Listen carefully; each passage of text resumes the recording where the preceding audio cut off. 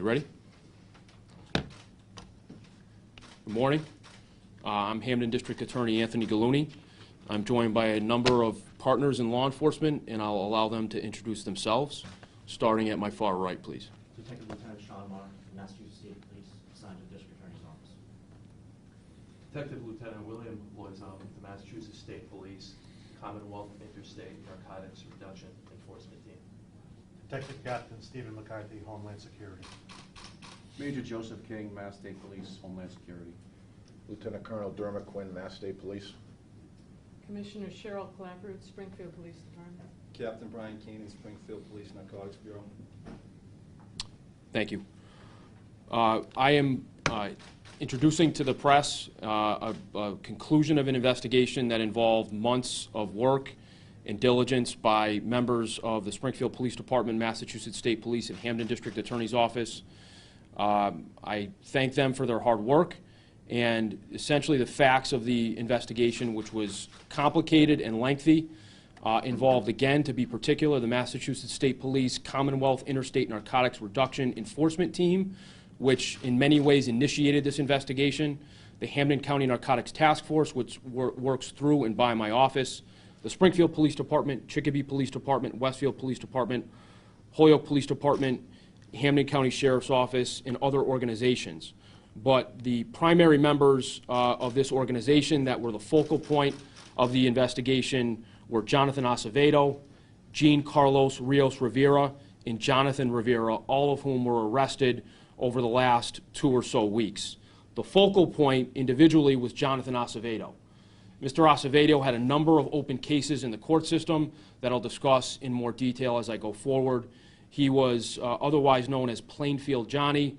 He is a member of a criminal gang that operates in the Plainfield section of the city of Springfield. Members of this criminal gang, historically and leading into present day, have been responsible for numerous acts of serious violence in large-scale narcotics trafficking. While out on bail on 2 cases, Mr. Acevedo, and while on court-ordered house arrest with an electronic monitoring bracelet around his ankle, Acevedo set up a distribution point for heroin in a thickly settled residential area in Chicopee on Skeel Street. The members of the accumulated law enforcement focused on this address, and with the assistance of the Hampden District Attorney's Office, began surveilling. Mr. Acevedo directed several runners, many of whom were drug addicts themselves, to deliver heroin and cocaine on his behalf to people who came from throughout Western Massachusetts and Vermont. In addition, Mr. Acevedo sold larger amounts of heroin to other heroin dealers who would then sell to their own customers. So Mr. Acevedo was at a fairly high level in terms of drug trafficking operations. Investigators identified another location that Mr. Acevedo utilized to store narcotics, also in the city of Chicopee on Lucretia Avenue.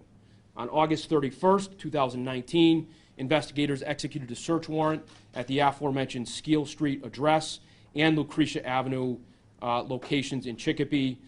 On the Skeel Street address where the search warrants were executed, approximately 2,800 bags of ready-to-use heroin was confiscated, measuring approximately 56 grams in total weight. Also, 7 grams of cocaine was also confiscated on that day. At 28 Lucretia Avenue in Chicopee, 56 grams of crack cocaine was also confiscated by law enforcement attributable to Mr. Acevedo. He was then charged with trafficking in heroin between 36 and 100 grams in possession with the intent to distribute, Class B substance being cocaine. There were other arrests at a lower level on that day. The investigation continued with the hard work of the Massachusetts State Police and the Hampden District Attorney's Office and its partners. Investigators learned that Acevedo received heroin shipments from an individual named Jean Carlos Rios Rivera of Carver Street in Springfield. He was identified as a heroin source of supply for several local heroin dealers in Hampden County. Investigators identified a stash house or another location where Mr. Rios Rivera used to store his narcotics, and a designated keeper of that location was also identified as Jonathan Rivera. On September 19, 2019, the law enforcement partners executed additional search warrants at Mr. Rios Rivera's stash location on Bayonne Street in Springfield. Seized during that search warrant were approximately 22,400 bags of ready-to-use heroin, measuring approximately 440 grams in total. Also was found a black Glock 40 caliber handgun with 1 spent shell casing, 1 magazine full of 8 rounds of 40 caliber ammunition. Mr. Rivera was also arrested on that date and charged. Jonathan Rivera was charged with trafficking in heroin over 200 grams, possession of a firearm without a license, and possession of ammunition. Mr. Rios Rivera's charges are similar. This investigation, as I mentioned, was complicated and lengthy. It began with the SINRET team with the Massachusetts State Police, and in particular Lieutenant Fred Geiger, upon conversations around Mr. Acevedo being a target and continuing to be the centerpiece of a drug trafficking operation while being on court supervision. He did this while being on zero curfew at his address under court supervision with a bracelet around his ankle. I want to thank also from SINRET Detective Lieutenant William Loisel, who is at my right, again Lieutenant Fred Geiger and Trooper Michael Scott, both of whom are here and were really the driving forces and the point people for the investigation. I want to thank from the Hampden State Police Detective Unit in my office, Detective Lieutenant Sean Marr, and Task Force Officer and Springfield Police Department Officer Thomas Cakeley.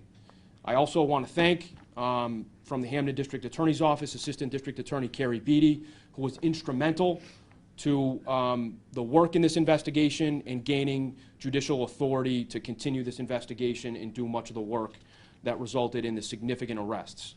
I do want to, as I mentioned, highlight the court history, in particular of Mr. Acevedo, which I find extraordinarily frustrating. Mr. Acevedo was arraigned in July of 2017 and released on $25,000 bail, which he posted earlier in 2017. He was arraigned then in August of 2017 on separate cases. He was the subject of a 58A, or dangerousness hearing, filed by my office. That was allowed. He was found dangerous and held until February of 2018. In February of 2018, the dangerousness period expires, and there was a bail hearing in which the Commonwealth requested $50,000 on each case for a total of $100,000. That was not allowed by the court. In February of 2018, at that bail hearing, a judge of the Superior Court set a bail of $18,000 cash on each case, totaling $36,000, and GPS home confinement and zero curfew should he post that bail. In fact, in May of 2019, Mr. Jonathan Acevedo posts that bail of $36,000 and then is released to the defined conditions of home confinement and zero curfew, which we believe shortly thereafter he then takes the liberty to continue selling poison in Chicopee and throughout Hampden County and beyond, despite being monitored by the court and having a bracelet around his ankle. I want to mention some of the facts which are on record of those 2 prior cases that Mr. Acevedo was presently charged with. Both cases involve serious violence, flight from police, and resisting arrest in very violent and serious ways. Mr. Acevedo, in one of those cases, the second case, is in possession of a firearm, we believe. He runs from police, violently fights with police, and calls for assistance from people nearby in the north end, and the gun is taken from the scene and never recovered, but a magazine is recovered with which he is charged. In the first case, in broad daylight, not far from where we stand right now on Worthington Street, Mr. Acevedo allegedly is encouraging a fight while waving a firearm in the middle of Worthington Street. Police come across Mr. Acevedo in the course of this fracas. They attempt to apprehend him. He flees in a car, strikes an innocent person as he's fleeing from police in downtown Springfield on a weekday at about 1 o'clock in the afternoon. Mr. Acevedo flees at very high speeds through congested areas after striking, I believe, a pedestrian. He is finally encountered by police. He fights violently with police, and all the while as he's driving this car at high speeds in downtown Springfield, there's a woman with a young child in that car. Mr. Acevedo is a repeat and violent offender, and despite our best efforts, despite the best efforts of the police officers within the Springfield Police Department, the troopers with the state police, Mr. Acevedo remained out to continue to sell drugs and to further the crisis that we find ourselves in of addiction and overdose deaths across this region. So the work of the people here with me, the work of the Springfield Police Department, the State Police, the Hampden District Attorney's Office, and its other partners, we are now making another effort to get Mr. Acevedo off the street and to face accountability for the death and destruction that he's breeding with his pursuits over the last couple of years. So my frustration is extraordinary at this point. We stood here probably not that long ago to talk about Mr. Acevedo's arrests, and now we're here a third time talking about Jonathan Acevedo continuing to do what he does, despite the best efforts of prosecutors and members of my office to keep him held. And again, in February 2018, significant cash bails were requested and not allowed, which allowed ultimately Mr. Acevedo to post that bail and to continue a significant drug trafficking operation. I want to once again thank the law enforcement here, the state police, the Springfield Police Department, and ADA Carrie Beatty for their extraordinary efforts to once again put together, after a lengthy and complicated investigation, quality arrests and quality cases that we will pursue in court to the best of our ability to make sure that these people are held accountable and that public safety is maintained. Those are my comments. I am happy to take any questions from members of the media.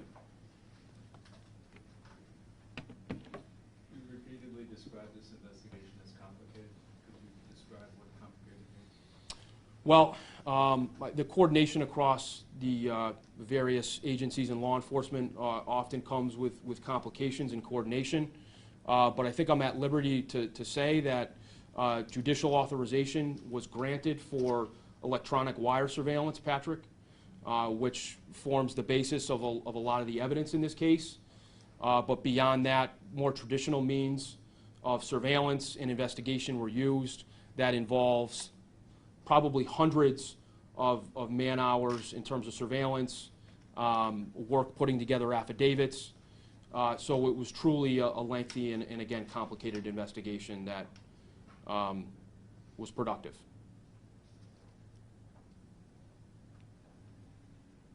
Any other questions? Is he expected to be arraigned again?